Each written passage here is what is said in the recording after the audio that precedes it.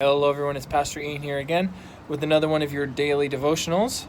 So today we are finishing up in Joshua chapter 10 because it was such a long chapter we couldn't do it in one video. So we're going to be doing the second half of Joshua chapter 10. So if you remember in the previous half of Joshua 10, we see that the Gibeonites are attacked, they ask for help, and Joshua has to choose to do the honorable thing to protect them even though they cheated him and they lied to him and they tricked him.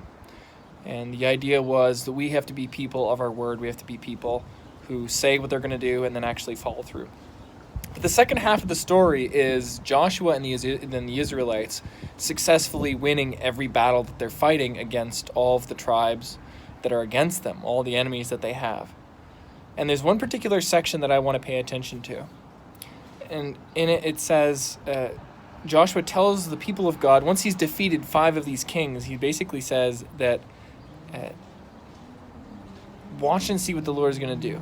So in verse 25 he says, "Do not be afraid, be courageous and strong, and see what the Lord is going to do for you."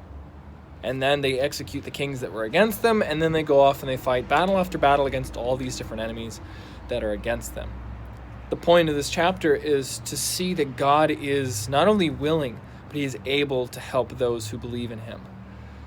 That it's easy for us to look at the world and say, oh man, we have to take shortcuts. We have to do things that maybe we think aren't right, but we just have to do it to survive. And here God is saying, be strong, be courageous, do not be afraid. Watch and see what I will do for you. And in every single one of these battles, you see that God delivers this group into their hands. They give them victory after victory after victory. Because they believe. Because God is with them. We are living in a time where it is easy for us to think, maybe God doesn't get involved anymore. Maybe he doesn't do miracles like he used to. Maybe he doesn't actively bless us the way that he used to. But the truth is that God does deliver for his people at his time and in his way, but he does deliver. There have been times in my life when there was no option. There was no way out of a given situation, and all we could do was pray and hope and wait. And to see what God was going to do, and to see him change people's hearts, and to see him open doors to let us get through. To get us through situations. I can remember one time when I was basically on my last $50, and I'm looking and I'm like, I don't know how I'm going to get through this. I don't know how, God, I'm going to get through the month. And I can remember saying, God, I need you. And he did. He delivered. He has delivered for my entire life. Even though I didn't know it, and even though I didn't follow when I was a non-believer, he still was looking after me. He still was taking care of me. Not in the same way.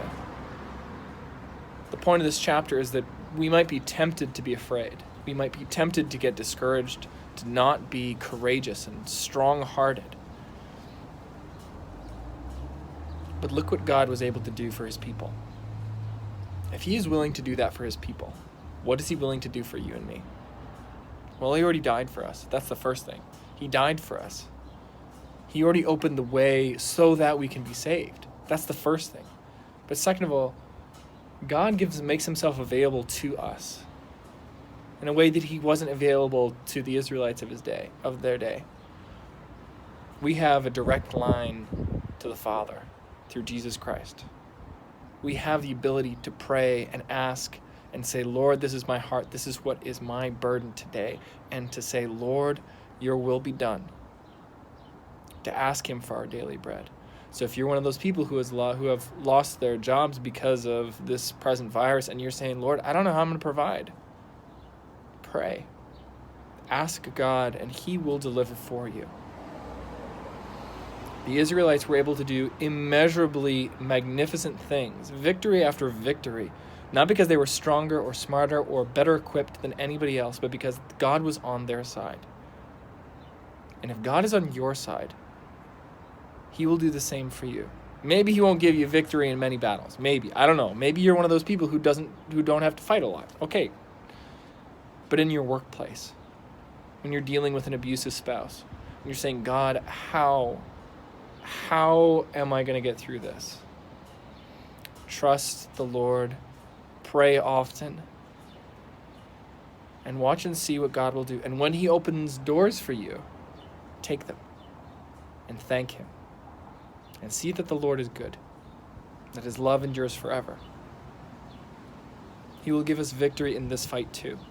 We just have to be patient enough to wait and see what he does, and to follow him and to trust him.